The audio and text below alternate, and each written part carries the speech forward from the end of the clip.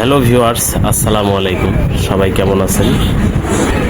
আমাদের কুষ্টিয়ার সৌন্দর্য আসলে বলার ভাষা নেই। দেখুন, আমাদের কুষ্টিয়া হরিপুর বড়াই মোহনা নদীর সাথে দর্শনার্থীদের সুন্দর একটা মিলন মেলা। বিকেলবেলার পরিবেশটা অনেক সুন্দর। সবাই আসবেন ইনশাল্লাহ, ফ্যামিলি নিয়ে, ভালো লাগবে।